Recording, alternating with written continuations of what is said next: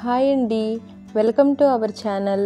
ఈరోజు వీడియోలో అప్పటికప్పుడు టేస్టీగా ఏదైనా లంచ్ తినాలన్నా లేదంటే క్విక్గా పిల్లలకి లంచ్ బాక్స్ ప్రిపేర్ చేయాలన్నా చాలా సులువుగా తయారు చేసుకోగలిగే టమాటో రైస్ని ఏ విధంగా ప్రిపేర్ చేసుకోవాలో ఈ వీడియోలో చూద్దాము. ముందుగా టమాటో రైస్ని తయారు చేయడం కోసం స్టవ్ మీద ప్యాన్ పెట్టుకుని ఒక 3 స్పూన్ల ఆయిల్ వేసుకుని 1 స్పూను నెయ్యి వేసుకోవాలి. నెయ్యి వేసుకుంటే ఫ్లేవర్ చాలా బాగుంటుంది. ఇప్పుడు ఇందులోకి 2 బిర్యానీ ఆకులు, 2 లవంగాలు, 2 ఇలాచీ, 1/2 స్పూను షహజీరా వేసుకుని ఇవి కొద్దిగా వేగిన తర్వాత కట్ చేసి పెట్టుకున్న ఉల్లిపాయ ముక్కలు, సన్నగా కట్ చేసి పెట్టుకున్న పచ్చిమిర్చి, కొద్దిగా కరివేపాకు వేసుకుని ఉల్లిపాయ ముక్కల్ని కలుపుతూ ఫ్రై చేసుకోవాలి.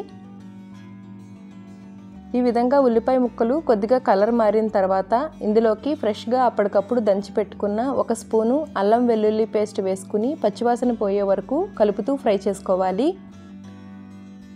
ఈ విధంగా ఫ్రై చేసుకున్న తర్వాత ఇందులోకి ఒక 3 మీడియం సైజు టమాటాని మిక్సీ పట్టుకుని ప్యూరీ వేసుకోవాలి. ఇందులోకి రుచికి తగ్గట్టుగా సాల్ట్ వేసుకుని టమాటాల నుంచి ఆయిల్ పైకి సెపరేట్ అయ్యే వరకు కలుపుతూ ఫ్రై చేసుకోవాలి. ఒక మీడియం సైజు టమాటాని ముక్కలుగా కట్ చేసుకుని వేసుకోవాలి.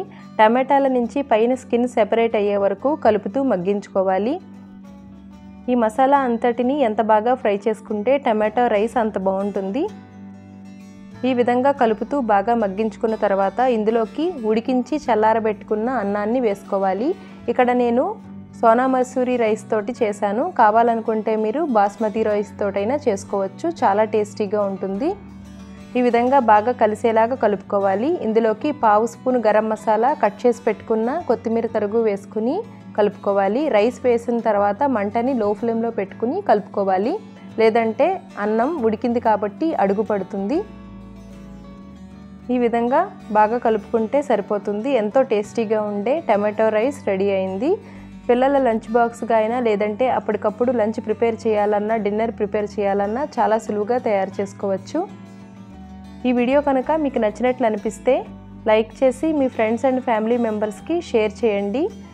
మీరు కూడా ఇంట్లో ట్రై చేసి ఎలా వచ్చిందో కామెంట్ చేయండి. వీడియో నచ్చితే లైక్ చేయండి. Thank you.